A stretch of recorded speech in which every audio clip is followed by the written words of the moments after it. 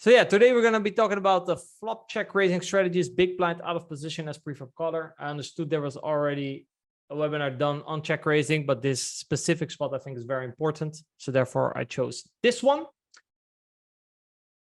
The smaller your opponent's c-bets, the higher his frequency and the more linear his range, the more we will check raise. Okay. The bigger your opponent's c-bets, the more his range is polarized, the less we check raise. Therefore, I will be focusing in this webinar, since we only have an hour, I will be mainly focusing on facing small c-bets. I will touch a little bit on when we check raise, when the c-bet is half pot or maybe even 3/4, which only happens in a couple of situations, but I want to mainly focus on the 1/3, facing the 1/3 c-bet, which is also the most common sizing. Okay. And this is mainly why we would check raise a lot versus small and not check raise a lot versus big. So I will give you guys a couple of guidelines for flop. Then we will jump into some examples. Afterwards, I'll give you guys some guidelines for playing turns and river after having check raised. And again, we will look at some examples. All right, sounds good. We check raise from an overall and not equity advantage, both now and in the future. And you hear me say this, I think, in every webinar where I talk about future. That's because I'm a cash game player. We play at high SPRs, and taking future runouts and future equity switches in consideration is very important when you play deep. Okay, so we track raise from an overall and not equity advantage, both now and in the future. The more you have it, the higher our raising frequency. It's the same with button frequencies. We're investing in an equity advantage. All right. We don't do much slow playing as a default. Unless villain has a big nut equity advantage, both now and in the future, and or if the board is going to change very often. So take wet boards as a high SPR. So big nut equity advantage, for example, would be an ace king something board, and he makes a big c-bet. So these are like both combined, or like a triple Broadway board. These boards are often going to change in the future and offer in the advantage for the imposition. So no point at a high SPR in building a pot straight away. Okay. If the board is a bit more wet, or villain does have some sort of a nut equity advantage, but we have a lot of vulnerable top pairs at low SPR situations, if you, for example, play a tournament, you will actually see check raising. And this is basically because we don't have to maneuver rivers. Okay. When the SPR is small, we can check raise way more on the flop, because basically on the turn, we just shove it in. And that's where the game ends. We don't have to maneuver rivers. All right. The deeper you get, the more careful you have to be.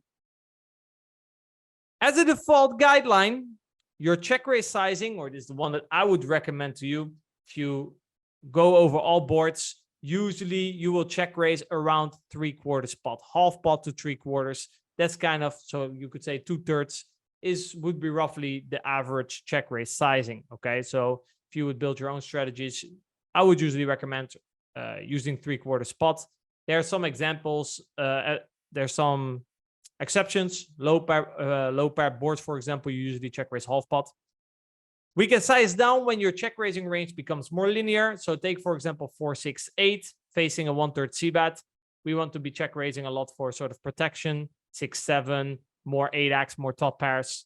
So pocket sevens, maybe 4, 5, 6, 5, these type of hands. So we will do a smaller check raise sizing. It's the same on, for example, low paired boards. All right. Or if villain uses a bigger c-bet sizing on a low board like this, when it's disconnected, let's say someone bets half pot 3/4, we actually make very small check raises because we're trying to make his bluffs indifferent, which are hands like 10, Jack, Jack, Queen, Jack 10. And he's a bit more polarized if you use a bigger sizing. So as we explained earlier, then we usually don't do a lot of check raising, but since the board is low, we do benefit from some protection if we have a hand like 9-8, for example. So 9-8, for example, would be a hand that could check raise here for a small sizing versus bigger c-bet.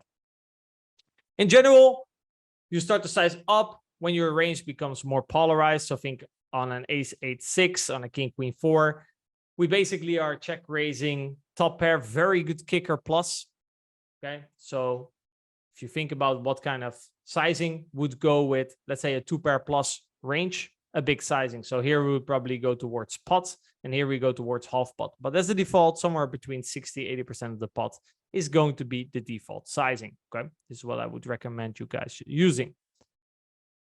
Finding value in the check raise, as we just explained, we're not going to do too much slow playing. And actually, the reason why we don't really do much slow playing, let me elaborate on that, is let's say we face a 1/3 c-bet and we just check call a strong hand and turn goes check, check. Then we're on the river and the pot's still very small. So since we're out of position, we usually want to check raise straight away to make sure that we build a pot. Okay, that's the main reason. The other reason is people then some to say, yeah, shouldn't we protect our range? Well, you will make new 2 pairs on the turn. You will make new nuts on the turn. Okay, so it's not really something that you have to worry about all that often. So I usually recommend just check raising most of your strong hands. All right, so unless he has another advantage or the board is very wet, yeah, that would be my general guideline. Then people say if someone is very aggressive, I think in my opinion, if someone is very aggressive, I think your bluff catchers then start to just make a lot more money. So on the turn, if someone's very aggressive, you just call more of your bluff catchers. I don't think there's a lot of point in moving a lot of strong hands to the turn, but that's I'm sure there's people who have various opinions on that. So which type of bluffs to add on the flop in this order? So I kind of ordered, if you want to add bluffs to your value range, where do you start? Well, the first one is strong draws. So flush draws, open-ended straight draws. The second one will be weaker draws. So this will be gutters. The third one will be backdoor draws, usually a backdoor flush, backdoor straight, plus an overcard. And the last resort would be bottom pairs with backdoor draws. Okay. So if there's a flop where you have a lot of draws to your disposal, okay, usually you start with the highest frequency is going to be your strong draws, then your weaker draws, and backdoor draws will be a smaller proportion of the check raising range, and we will almost not check raise any bottom pairs. But there are also board where there's just no flush draws, for example, available because the board is rainbow and there's very little open-ended straight draws. Then we would just check raise our weaker draws at a higher frequency. So knowing this, also, if we are the imposition as an initial raiser and we face a check raise, if we want to estimate if it's likely that our opponent is over bluffing, well, are there a lot of strong draws and weaker draws available? The more gutters, straight draws, flush draws you flop as the big blind, the more careful you have to be with check raising them all. So it's good to have this order of importance top of mind. Could you please explain again why on boards favorable for the imposition we check raise bigger? No, you check raise bigger because if the board is favorable for the imposition, we do little check raising. So we basically only check raise a very strong range. So let's say 2 pair plus, and therefore the check raise sizing will be bigger. All right. But our check raise frequency will go down if the board is not favorable for us. If the board is favorable, so like a low pair board, we check raise a lot. If it's unfavorable for us, like a triple Broadway or like an ace king X type of boards, we check raise very little. All right. I will now. Oh, wait. Last point I wanted to make. If you want to increase your check raise frequency, okay, and barrel frequency, you should look for boards that are over c-bet. So how do you do that? You can go, for example, to Wizard. You go to the aggregated reports. You look at, okay, which boards are c-bet at a low frequency. And then you could compare that to pool data using, for example, hand to node, holder manager. And you can see, you make an alias of your pool, how much people are actually c-betting. And then if you find boards that are over c-bet, you can up your check raise frequency. Now, you don't have to go bananas and suddenly check raise, you know, complete nonsense hands. No, you basically go back to this guide and you check raise. You start with check raising all your strong draws. Then you start to check raise all your weaker draws. If you think your opponent's even c-betting even more or folding too much to check raise, you check raise all your backdoor draws. Also, your definition of what's a backdoor draw starts to become a little bit more loosely. And then at some point, you know, we will reach a very high frequency. Okay. But you don't have to suddenly check raise a complete banana hand because, you know, you think, okay, my opponent's over c-betting. No, remain in this order, up the frequency, and you will already probably reach a very high percentage. All right. So if you guys got any questions, there's the chat. We will now dive into a couple of boards. All right. And I will show you guys these points in practice. I've separated a couple boards for you guys. Starting off with the Queen 6-5. So I used I think mainly button versus big blind examples, and you will use one under the gun versus big blind example. So basically, I wanted to kind of show you guys what happens if the positions are tight. But I think studying most button versus big blinds is probably going to be best because that's going to be the most frequent spots.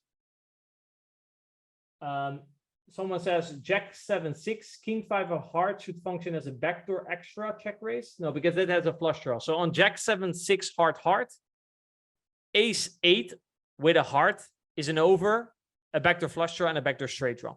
For example, Queen 6-5, Ace 7. So we can see here, Ace 7 with the ace of diamonds is a check raise candidate because it has an over to the queen. It turns a lot of open enders and it turns flush draws, if that makes sense. So as for your strong draws, for example, if you look at Ace X, usually you see here King Jack of diamonds, Ace 10 of diamonds are check raised at a lower frequency than some of the other flush draws. And the reason for that is because these hands can always call. I mean, King Jack, can they always call? So not flush draws. I mean, there's two reasons. Villain will c-bet fold a lot of dominating hands. So, for example, if villain c-bets and we check raise, okay, it's going to fold all these dominating King X and a lot of the dominating Ace X. So one of the benefit of not check raising King Jack of diamonds and Ace 10 of diamonds is that we keep dominating hands in. That's one. And most importantly, Ace 10 of diamonds can always just call the turn. So if we check call flop, there's no turn that we basically have to fold. So we can always realize our equity. Okay, so these are two main reasons why the higher draws don't always get check raised. All right. Basically, they have more EV in the check call than, for example, a shitty flush draw, which would often have to fold the turn. And if, for example, a hand like 9-7 turns a 7 or a 9, it's often dominated. All right. Yeah, so, yeah, okay. So when I say one over, I mean one over to the top card. But yeah, it has two overs. So Ace 4, for example, you still see some check raise frequency. It's the same concept. But Ace 7 is obviously better because that two overs to the 6, and Ace 4 only has one over to the 6. But yeah, we start, if you look at the range here, like I said, value, if you look, it only gets called 28%. Okay. Like I said, you can just, as a guideline, in my opinion, check raise it all. On rainbow boards, you will, for example, if we make this the 5 of clubs, and if we then look at the slow playing frequency, it's very little, only 15.9% calls. So the reason it's slow play sometimes on the diamonds is because there's more turns that are going to interact with the board, and basically the imposition call range versus the check raise will contain more equity, and therefore we check raise less. But I think as a general guideline, just usually play your value fast. Okay, that would be my general advice. And if we look at the draws, combo draws, obviously flush draws, open enders, very strong hands. If you look at open enders, as you can see, a higher equity draw gets check raised way more often than a gut shot. Okay, so in the hierarchy, we talked about it. The strong draws first, unless your draw is very strong, as you can see, flush draw to the nuts. And you can see it here very clearly. The lowest is going to get check raised at a higher frequency than the highest. The deuce is good on blockers. Is a good unblocker, so probably Finnan also folds more to check raise. He also folds like some dominated ace X. So there's a lot more going on. Cleaning outs, ruffles it exactly. Then after that, we'll see the backdoor flush to 2 cards, higher frequency the backdoor flush to 1 card, higher frequency than no draw. Okay, so you can also see that in hierarchy, and you will see that back. All right, so some bottom pairs, by the way, as you can see, pocket deuces with a diamond and a heart. We see some check raise frequency. We see the 5-3, the 5-4, like these bottom pairs. These are very mergy type of hands. You will often see them, maybe also hand like ace 5, for example. Yeah, I can see that in there. Ace 6. You'll see middle pair with top kicker. Actually, is also quite a frequent check raise candidate on a lot of boards. And these hands will be a bit of your mergy hands on the turn, but we will look at that a bit later. All right. So this is all great. Now I wanted to look at the next board, which is a6-5. Why did I choose a6-5? I just changed 1 card because there's no more over and backdoors. Remember, I said you need to look for an over and a backdoors. But what do we do if those cards are no longer present? Well, we get to check raise our other draws in order to reach a certain frequency more frequently. And as you can see here, if you look at the amount of low pairs and third pairs that we're now going to check raise, it's going to be at a higher frequency than in the other example, because in the other example, we had the other preference, which was an over and a backdoors, but we don't have that here. So in order to still reach the check raising frequency that we want, we need to dig lower in the preference. Remember, I gave 4 preferences. And the last one is the low pairs. So if they're not present, we're going to check raise these hands at a higher frequency. Okay. That's actually the main point that I wanted to make on this flop. The other things will play quite straightforward. Also, another thing actually that I want to mention on the Queen 6-5 as well, you don't really do much check raising with top pairs. The check raise ranges on the boards that I'm showing here are pretty polarized. Okay. And therefore, also you can see here it leans more towards pot on the A6-5, whereas on the Queen 6-5 it leans way more towards half pot. But as I mentioned, if you just go 3/4, you probably you usually hit it, in my opinion. But what then happens if we remove the flush draw? Because flush draw was a big part of our check raising range. So if you were check raising these overs, these flush draws, your check raise frequency will drop tremendously when a board suddenly becomes rainbow. Again, if you look at now, open and the straight draws almost check raised 75% of the time. So the check raise frequency with the open and straight draws is increasing when we remove other options of hands. Same with the gut shots. And again, same with the second pairs, low pairs. Now suddenly we're already check raising it 17%, 16, 17% of the time. So we will increase our check raise frequency with these candidates. Okay. Does that make sense? So for the people who are, a lot of people will over check raise the first board because there's too much candidates, and then they will under check raise a board like this, or even worse, a board like this, because they're looking for the draws. Well, on King 7 deuce, there's no draws. So that's the problem. There's no flush draws. There's no straight draws. So if you're used to check raising equity, then on King 7 deuce, you're going to struggle. So you need to know what comes below that.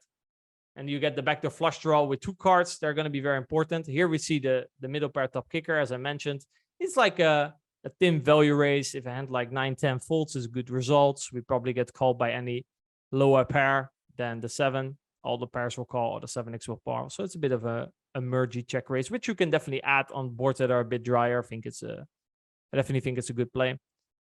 A backdoor straight draw here would be actually ace-5. As you can see here, the ace-3, the ace-4. They get check raised at a very high frequency. These would probably be your first check raising candidates. Ace-3, I would say, is your first check raise candidate on a board like this. If you decide to bluff, you can also see the ace-5 offsuit is even in there. So it doesn't even have a backdoor straight draw, backdoor flush draw.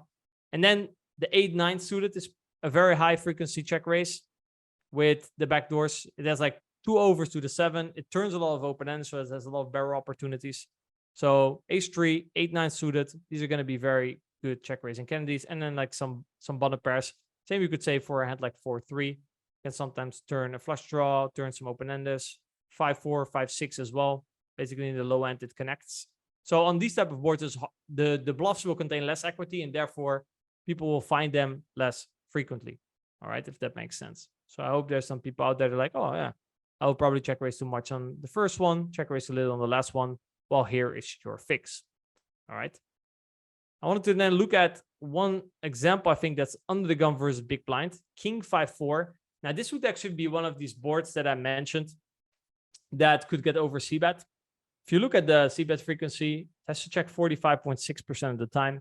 If you would only give it 1/3, it can definitely bet a little bit more. But boards like ace-5-4, and I think this board, if you look at the c-bet frequency, a6-5 two-tone, 56% checks. Now, these are boards that are very frequently over c-bet. And so these are boards where you can definitely increase your check raise frequency as I suggested. Okay. So if we look here at the check raising range, you see a lot of check raising going on with your draws, I suspect, but also a lot with your second pairs and third pairs. This is the highest frequency that we have seen. Okay. Because here we have a big nut advantage in terms of, we have some exclusive hands like 5-4 suited, which under the gun doesn't always have, fours, which under the gun doesn't always have, king 5 suited, king 4 suited.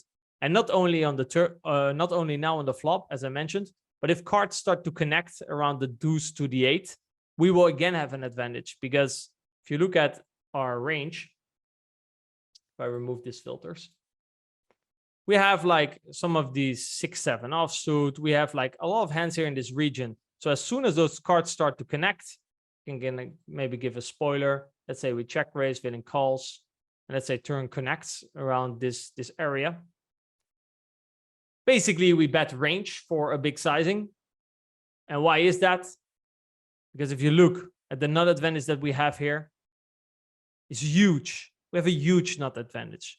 So because if you think about which hands we have in our range that villain doesn't have in their range, this is something that you should always think about. So if you look at the boards that in position as initial razor, for example, is going to be very aggressive on, it's usually around some exclusive parts of the range that connect with him and not with you, right? That's what gives an equity advantage.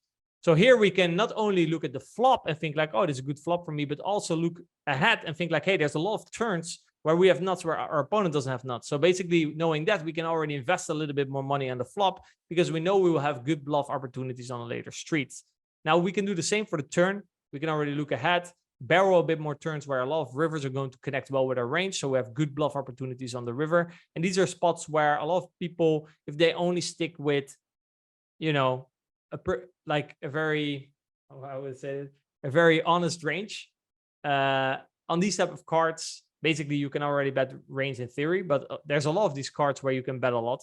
So I think in my opinion, it's good to already add like some more bluffs when good cards hit for your range to have a bit more bluffs. Okay. Those merging hands will be useful as an extra bluff when our natural does hit the turn river. Exactly. Rafa already put it. If you look at the 4x and 5x that we check raised here, I mean, there are going to be hands that are now going to blast off. I mean, obviously on a 6, it's a bit, but I think actually on a deuce, probably we still bet range. Okay, we don't bet range, but we're getting there. If you look at the bottom pair, region, second pair, third pair, low pair, 80% betting. Okay, like a 5-6 is always betting pure. Okay, it's very clear. And that's because it blocks some of the nuts in villain's range. So it will just use it to blast off, basically. All right. So you see the same on ace high boards, on the a6-5, basically. If we start check raising a 5, for example, it's usually to blast off. All right. Whereas if you would only check raise draws, you get to a lot of rivers and be like, okay, all the draws miss. I have a lot of draws. And then a lot of the draws also block his folding range, so you don't have any good type of bluffs. So add, like, especially in these tighter formations, you want to add a lot of 4x and 5x to the range. Why does 5-7 suited have a higher checking frequency than, for example, 5-6? I would have no clue. I would probably, I mean, wait, on a deuce, obviously 6-5 has a gutter with the deuce. So yeah. On a 9, probably 7-5 will bet more than a 6-5. No, wait, obviously on an 8, but that's the same. Yeah. So basically, a deuce till an 8. If I would have check raised a deuce till the 8, I would just consider as nuts, and I would I would just go for it. So recognizing like another advantage now because of an exclusive part of our range, and then not advantage in the future are boards where you can definitely invest, especially in combination with also oversea betting. So the king 5-4 here in tighter formations, and in general, like the ace low lows flush draw are very good boards to attack a lot with check raises. All right. So I talked about that. I talked about what happens if there's no draw. So what happens if the flop becomes very connected? I talked about not slow playing, but if you look at, for example, a 2-pair hand, what's a 2-pair hand? Let's say 10-8. And we look at the amount of equity and like 2-8, it's a 2-pair, but it's relatively a pretty poor hand because it only has 67% equity on a board that's very drawy. Where, for example, on 6-5, if we look at 2-pair, what's 2-pair here? 6-5, the amount of equity it has. already has 80% equity. So yes, absolutely speaking, same hand, but given the drawiness of the board and the fact that we play a high SPR, we cannot start investing with this amount of money. Now, if we have an SPR where we can just check raise and jam turn, like for example in a tournament, then by all means go for it, you know. But when a high SPR, when we still have to play river, we have to take all the nasty things that can happen on late issues in consideration, and therefore we cannot check raise straight away with our two pairs. Okay, so take it a bit more easy. For example, never check raise any bottom two pairs. You can check raise the top two pairs at a higher frequency. That's kind of the guideline that I personally use in this kind of situations. Now, also there's, if you look at the strategy, and if we remove this filter, where's the filter? If you look at the overall strategy, we have a lot of hands to choose from. On these two-tone boards, for example, here you have a hand like King 9, which is an open-ender. Always pick the one that has the backup equity. So the one with the heart, okay? As you can see here, it's quite a clear heuristic. If we have an open-ender, we prefer to have the heart. If we have an open, we prefer to have the heart, okay? It's a very clear heuristic you can use. The last board I want to look at is a very high-frequency check-raise board, which is the 866. Now, I'm not looking at other low boards because they're usually not c-bet for a 1/3 sizing. If people do check c-bet a board like 8-6 deuce or something for 1/3 sizing, same concepts will apply. We want to check raise quite aggressively for a small sizing because a lot of hands in our range benefit from protection / thin value. Basically, in practice, I would say you could even check raise a bit more than this. Attack these boards quite hard, okay? See, the c-bet frequency here is, I think on overall, if these low pair boards, the checking frequency should be a little bit higher. And in practice, I see the betting frequency be a bit higher. Therefore, I like to attack these boards a little bit more. But yeah, basically you can check raise. That it's very hard to show a clear trend in the check raises. Obviously, there will still be a clear trend as we explained. Like the open end, there's more, the gut shot less, the back to two flush draws less, no draw less. The heuristics here are still there, but in terms of pairs, I mean, it's check raising any pair at a certain frequency. Okay, so usually if you have some sort of potential, I would say go for the check raise. I don't think you can go much wrong here. Any questions when it comes down to the flop? We will talk more about how to play turn and rivers after we check raised. But if there's any more questions about flop play, do now shoot your questions so I can answer them. Also, we'll go back to the presentation and give you guys some guidelines for turn and river.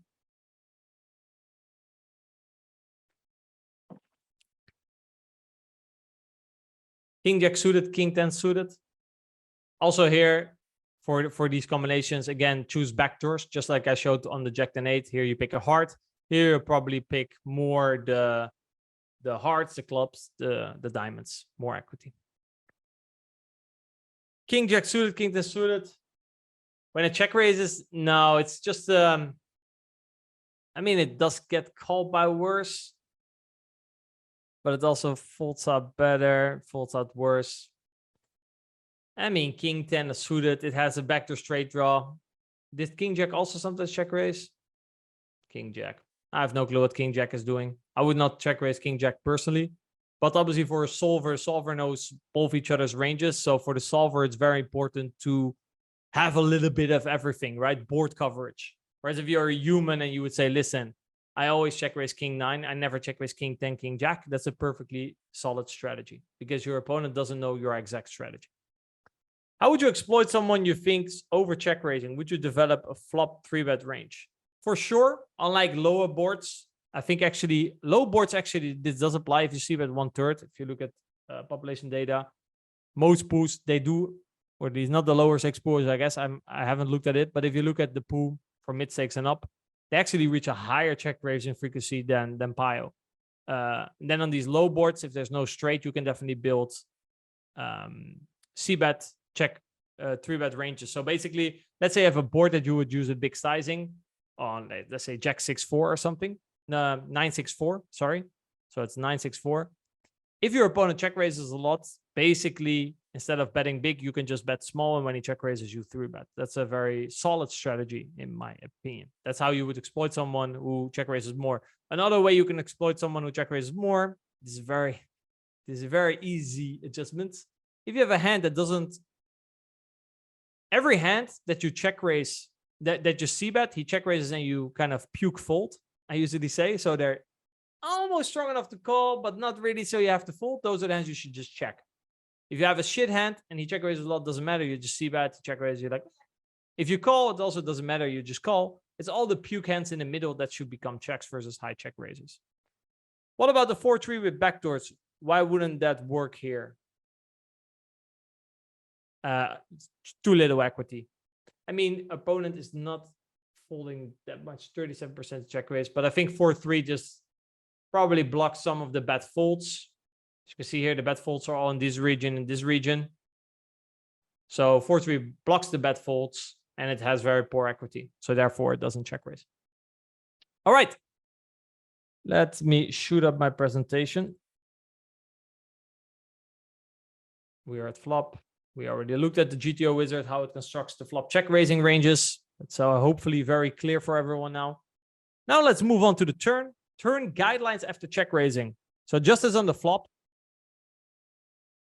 why do we check raise more on rainbow than on two-tone boards? So this is kind of what I just explained on all the way in the beginning, I think queen 6-5. So on a two-tone board, there's more cards that are going to shift the equities because a flush can let's say you have top pair. Okay. Let's say you have king queen on queen 6-5 and you check raise and the turn brings a flush card. Sometimes you're dead. Okay. Whereas on the rainbow boards, you will always have some equity on the turn with king queen. So usually in all scenarios in poker, all scenarios is a big word. In most scenarios in poker, when the board is two-tone, you usually slow down a little bit more. And when the board is rainbow, you have kind of green light to start investing in the pot because there's less equity switching turns and rivers that you could possibly lose the pot on. Okay. So you see the same imposition as an initial razor. If you would compare rainbow boards with two-tone boards, rainbow boards, they just get c-bet at a way higher frequency than on two-tone boards. Same out of position as the razor, basically in all situations. Exception would be low SPR situations because there are sometimes we bet very big in order to jam turns. If you want to know more about that, I think I did a webinar about 3-bet pots a very long time ago, but I explained that concept there.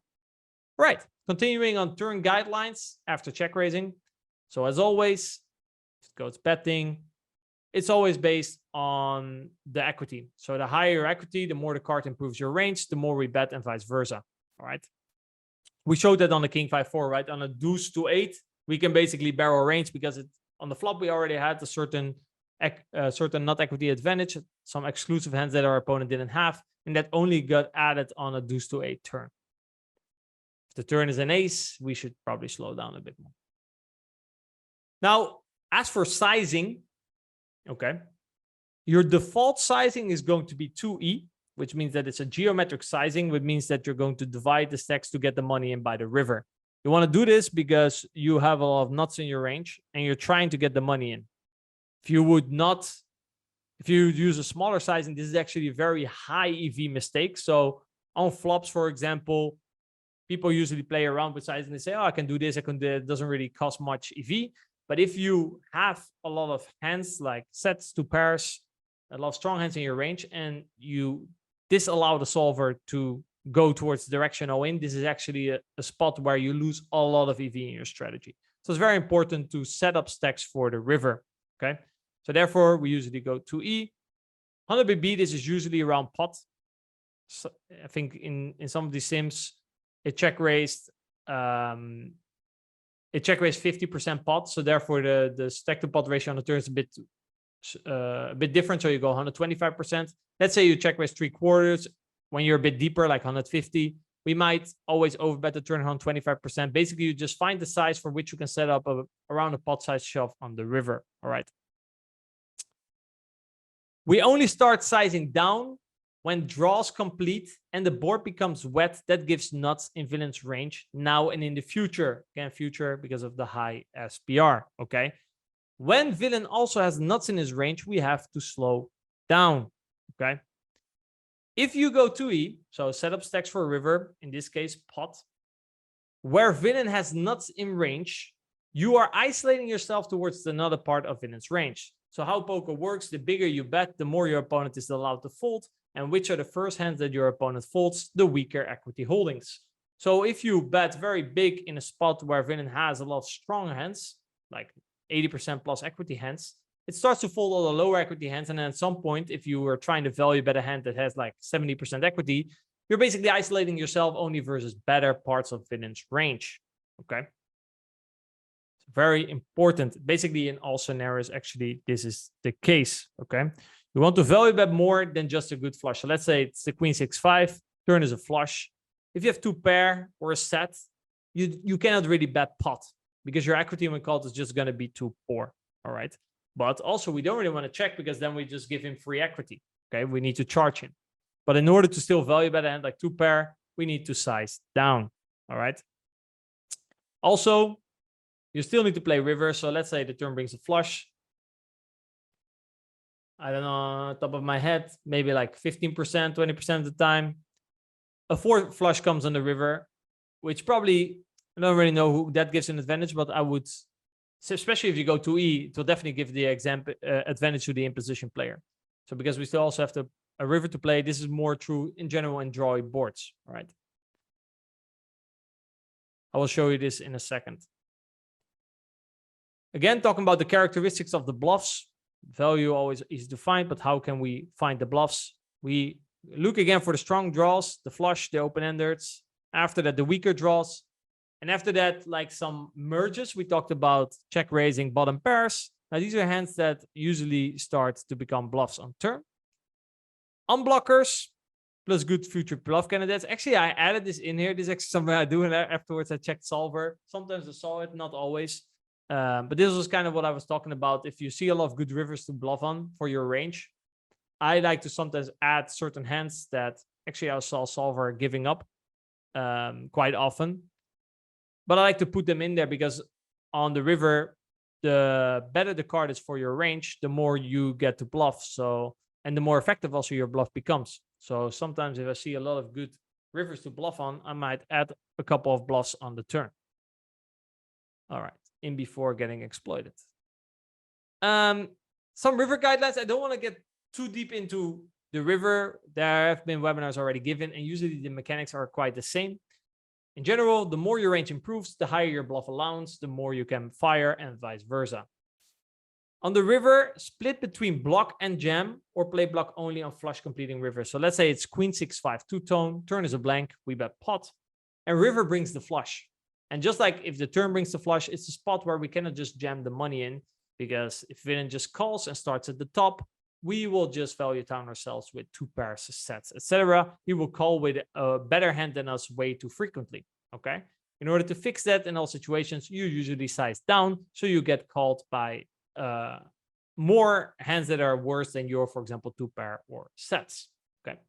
I hope everyone understands either turn or river when the flush completes, and if you jam all your stack in, a very big part of its color range is going to be a flush, right?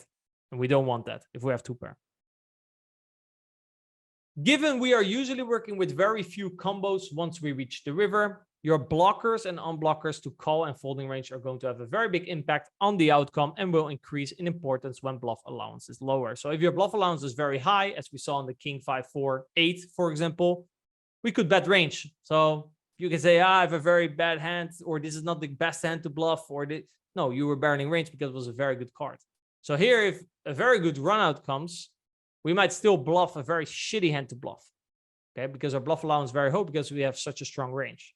Whereas if everything breaks and the turn and river did not improve our range or even improved his range, we have to slow down. Then being very careful with which bluffs you pick is going to be very important, because we already have low fold equity to begin with. So it's very easy for a bluff to become minus EV. How to split in a smart way the bluffs for the blocking range and the shoving range. I will show you that in an example. But basically, you usually want to jam, for example, a very good flush. So if you have a bluff, that's probably going to be the very good flush blocker. Okay, that's kind of how it's going to work. You want to have blockers. So basically, if you jam a very big, I think I heard Don Corleone talk about this in river bluffing video. He used a very expensive word. I actually had to look it up on Google. He said, yeah, I don't think I can even think about it. He said, when infinite range is homogeneous, I think that was, I could be butchering this. Don't take my word for it. But basically, a very big part of infinite calling range on the river when you jam is going to be a flush. So therefore, you want to block the calling range. Okay, you want to bluff with a not flush blocker, for example.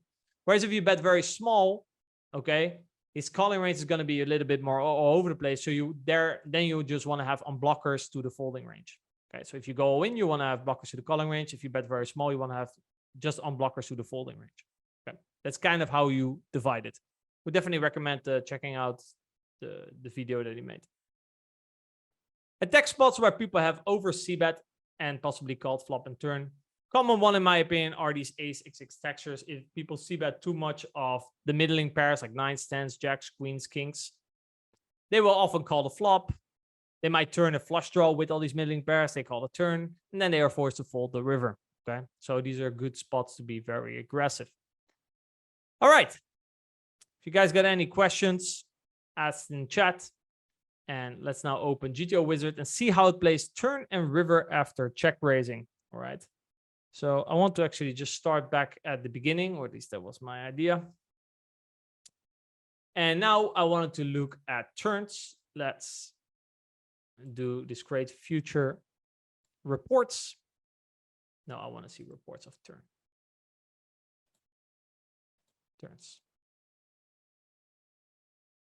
And what I wanted to show you guys was suits. Because here you can see it very clearly. If the turn is a club, heart, or spade, which sizing do we dominantly use? 75 to 125%. Like I said, usually it's roughly around pot. This is going to be the geometric sizing. We want to use that to get the stacks in, okay? It's a clean turn, let's go, all right? But on a diamond, as you can see here, flush completes, we suddenly have to size down, usually half pot or lower, okay? So let's look first maybe at the strategy on the blank. It's going to be, I guess, more common, right? Very big sizing, direction all in. If I have a flush draw, actually I was surprised by this, but this is a bit tricky. Flush draw nuts. This is a bit tricky. I'm personally not a big fan. And on some boards it does it, some boards it doesn't. I haven't really found out the heuristic. But if you bet 125%, Vin is actually going to fold like a lot of the dominating flush draws. So usually if I did check raise a hand like ace-8 of diamonds, I usually check call the turn instead. But maybe I'm just overvaluing this concept and underestimating fold equity. Apparently, this is the case. If you look at the hands again, combo draws, flush draws, open and straight draws. Again, if you pick like 7-8, usually the one with the diamond will have the higher frequency.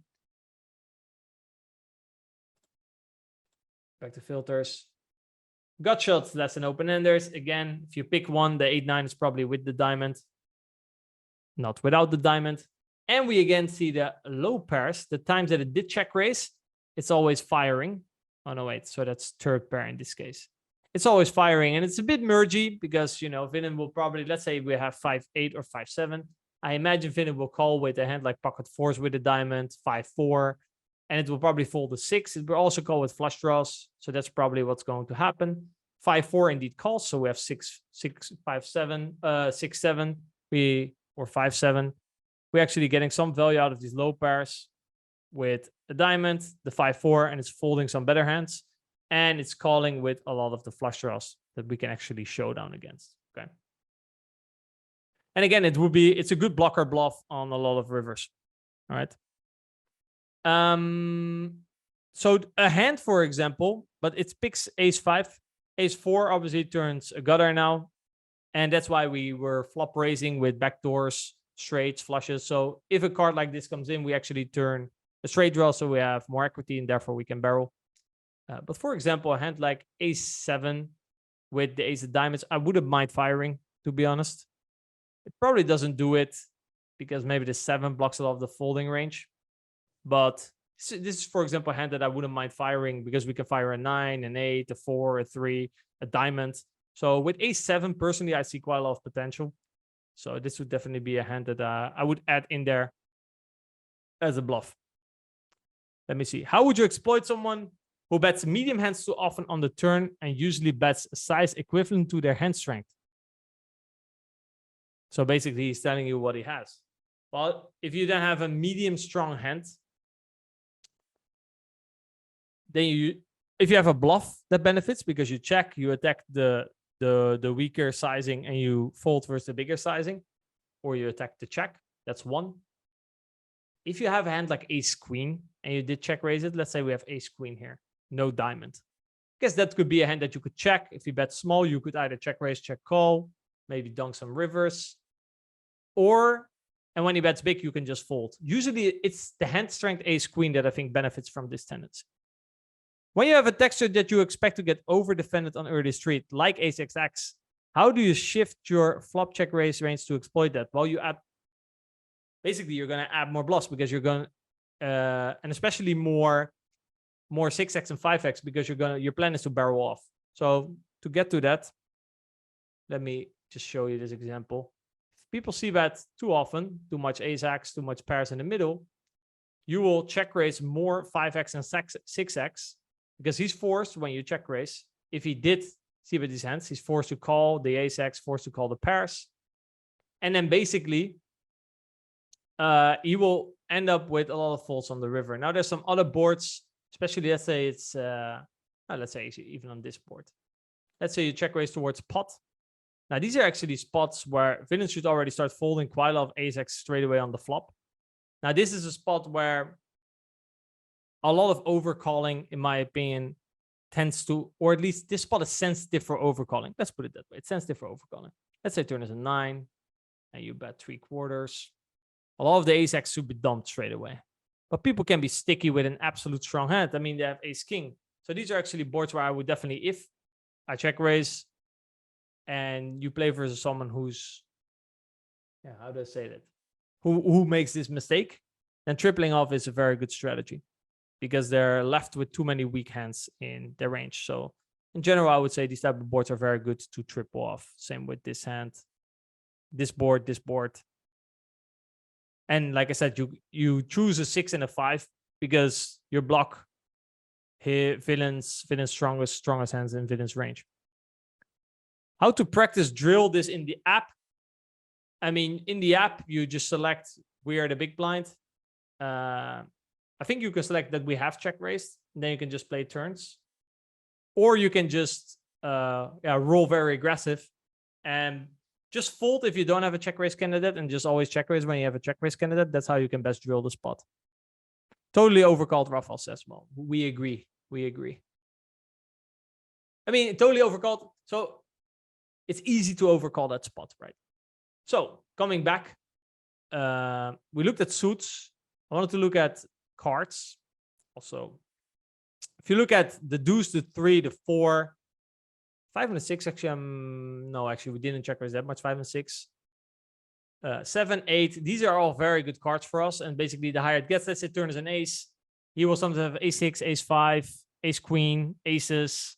And let's say we have 6, 5. Yeah, then the ace is not very good. There's more rivers that are going to counterfeit our 6, 5. So the better a card for a range, the more we can barrel, as I mentioned. Now let's look at a flush turn, because that's where it gets interesting, right? Strategy plus EV. In terms of the equity. So we have actually a very good equity, as you can see here. We have an equity advantage basically in 2 pair plus. This is, I believe, yes, 2 pair plus. But the problem is if we start betting very big, villain's range is going to fold basically these hands, right? Now, I guess these hands first, then a lot of these hands. And basically, his calling range is going to be very diamond heavy. So if a river is a diamond, we're a bit fucked.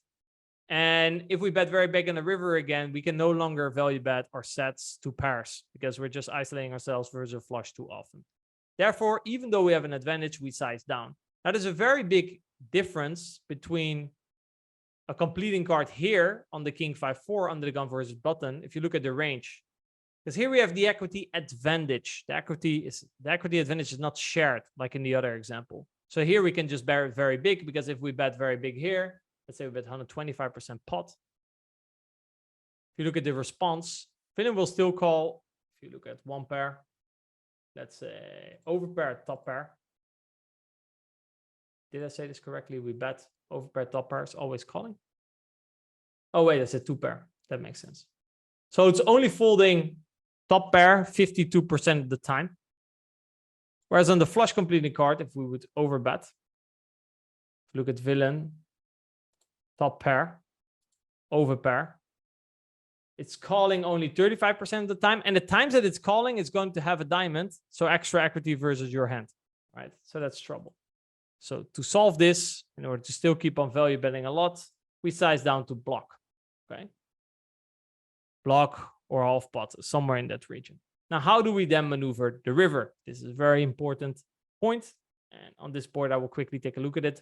Board pairs, let's say it's a 5. I think this is where we will split because we will have 2 pairs.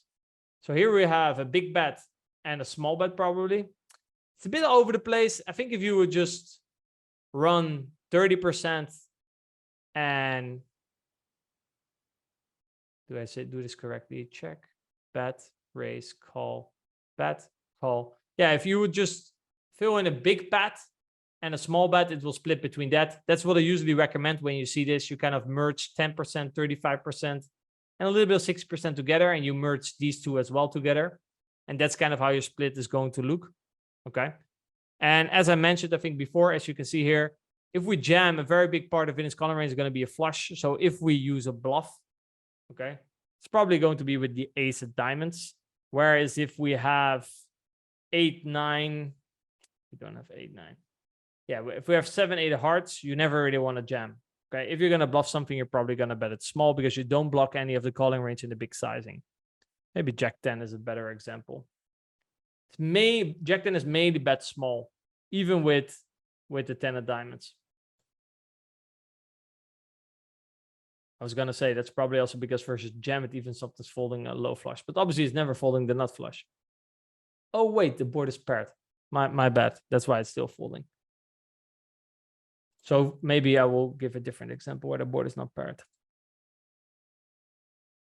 Where it's obviously always calling a nut flush.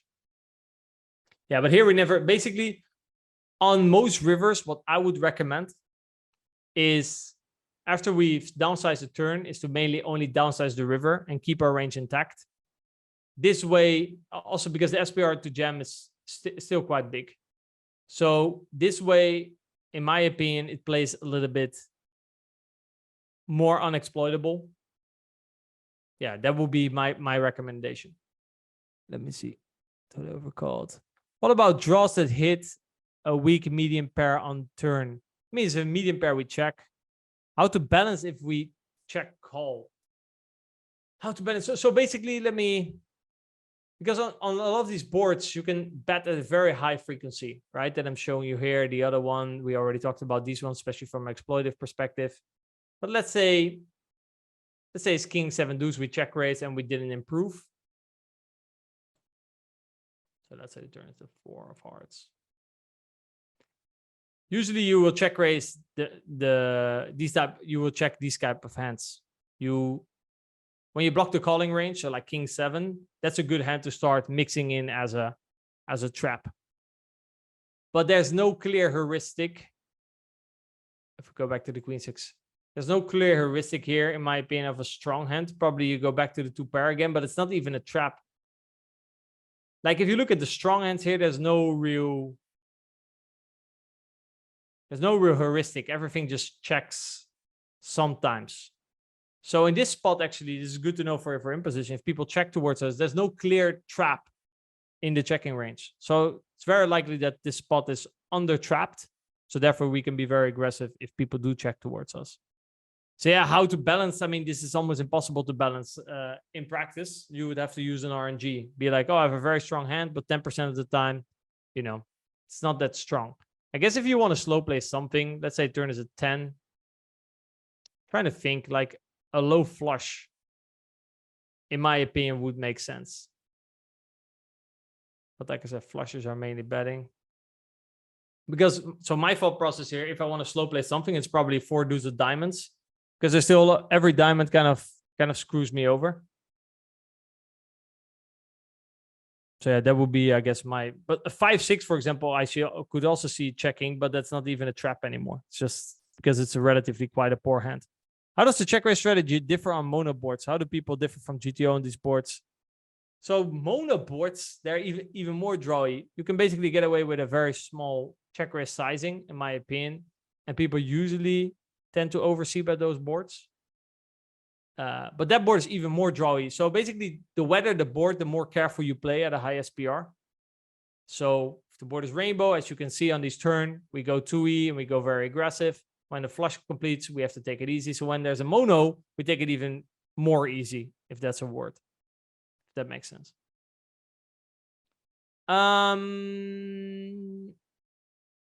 So yeah, I talked about the flush completing turn. Talked about bearing off with those hands. Let's look at the paired board and how the turns will play. Turns.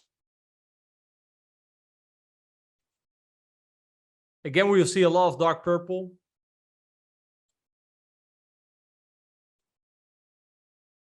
A lot of dark purple going on. Basically, only on a 5 and an 8, we see small betting. On a 5, that's probably because we have incentive to bet a 5. And basically around the 5, a small betting range is constructed. On the 8, it's probably because Vidin also has a lot of 8x, so we just cannot really be too aggressive. On all the other turns, we're just trying to leverage an advantage that we have on a 6x, or at least I would intuitively say that we have an advantage in nuts. 11.8 versus 3%. So the strategy is driven around the nuts, and therefore we have a very big sizing. If we look at the strategy, let's look at the strategy of hands that are often bet, obviously good draws, make it in there. Let's remove a flush draw so we have a bit more of an idea about shitty hands. No draw. Which no draws are we bluffing then?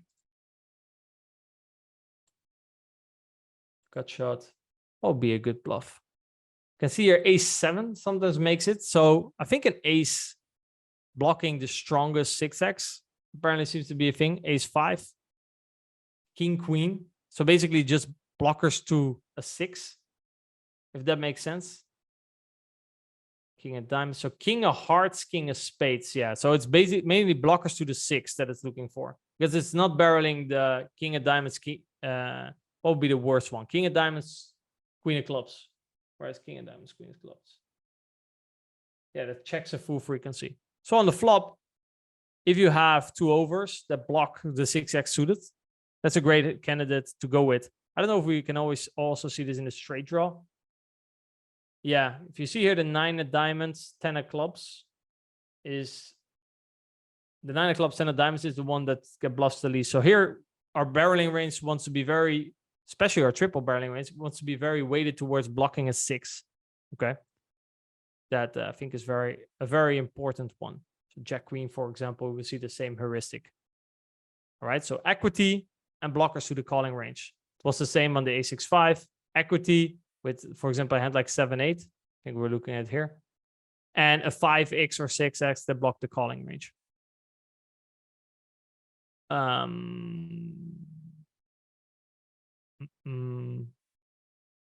think that's about it. But I think we still have a little bit of time, so I'll definitely take questions. I do feel like I might have missed something, so you guys can fill me in on what I've missed. Now, obviously, you know, there's an infinite amount of lines, but we only have 1 hour, so I think I covered the most important spots. Actually, we didn't. So let's say, for example, turn is a 10 offsuit. We go direction all in, as discussed, which here will be 125. River is one of the rivers you usually don't want to see unless you had a flush draw. Again, very important to, I would personally use more of a split between jam and block. So like 125, I think, and then some of the hands that now go into 60 will make it in jam. And a lot of the hands that will make it in 35 go to 25. Some of the hands that go in 60 probably also go to 25. As you can see here, by the way, we never have to give up because it is an improving card for our range as well, right? We also have a lot of flush draws, but he still also has a lot of good hands. So therefore, we cannot just jam, right? If we would remove flush draws from villain's range, yes, then we can jam a lot. But that's not really the case. Straight complete turn. Here. Straight complete turn, double flush draw turn. All right, so let's look at the Jack 10-8. Deuce, report suits. So on spades, we're going to slow down a little bit, I'd imagine, or at least a little bit more than on others. Okay, it's very little, but here we see 12%, 3/4, 16% big. And on the blanks, we see 20% big, 6% 3/4. One thing, hearts, we see the same trend. Let me see cards. 9. I can see marriage for a lot of things. So it's a bit complicated. Yeah, a lot of checking. That makes sense. Nuts in villain's range. Turn and in the river. So again, these boards, and this is going to happen quite a lot, right? That a flush completes or straight completes. Therefore, we don't really check raise a lot. Maybe a 7. It's a bit better for us, maybe, than for him.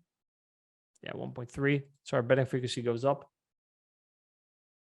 Oh, we actually, this is pretty funky. We actually overbet. Ooh. Okay. I would probably not have found an overbet on this straight complete. Usually when a board completes, I either check or downsize. I would not have found an overbet. There's probably some weird shit going on here. Yeah, it's sometimes folding a 9. Yeah, I was already afraid of that. It's folding ace-9. So this there's a reason why. I mean, I wouldn't try to make people fold a 9. Okay. Welcome to Deep SPR Poker. Why would you fold a 9? Yeah, I mean, probably due to the GTO has constructed a great range that makes in position fold a 9. So when that happens, shout out to GTO and yeah, you win. Basically, that's what my conclusion would be. So main takeaway: if there's a lot of shit turns, don't start to build a big pot. That would be my recommendation. Probably on a queen, we also range check because it's very good for him. Yeah, so basically when it's just very good for him, in order to, like, you could still have a betting range that's very strong, okay? And your betting range could actually make good money, but then your checking range loses a lot of money. So in the theory world where you want to kind of protect your range, you usually refer to a range check when the equity advantage becomes very good for in position. In this case, 45, but especially in nuts. Okay. Double flush draw turn. That's something I was going to look at as well. So let's say 6, a bit more connectivity. Still, like usually, which example can I use? I don't think it's going to show here. Trying to think of a specific board where that would apply. I mean, it's going to always lean towards more 75. And again, that's simply because we bet very big. He's allowed to fold more shitty hands. And because there's now an extra flush draw, he calls a lot more higher equity hands. And now instead of only having to dodge a diamond, which could make playing rivers a bit more tricky, we now also have to dodge a heart, right? So yeah, therefore, just like I think someone asked, why does two-tone get c-bet more or check raise more than rainbow? Again, the wetter the board, the higher the SPR, the less we want to invest in the pot because, you know, we have to maneuver later streets. And in general, just a general guideline, if I would see a blank here, I would bet pot. If I would see a completing card here, I would block. If the board becomes extra draw with a flush draw, I'll usually go like 3/4. That's in general just the guideline that I use for myself. Now, is this going to be 100% accurate? No. Will it function decently in practice? Yes, I would say so. So, I think that was it. I hope you guys enjoyed it. Again, apologies for the delay. I hope you guys learned something. If any further questions, reach out on Discord. But I definitely think there were a couple of good points in here for a 1-hour webinar. So I hope you guys took something from this. I wish you guys a lot of luck at the tables. And actually, I'll see you guys, I think, very soon again. But I have to check the schedule. All right? No problem, guys. Good luck. Good luck.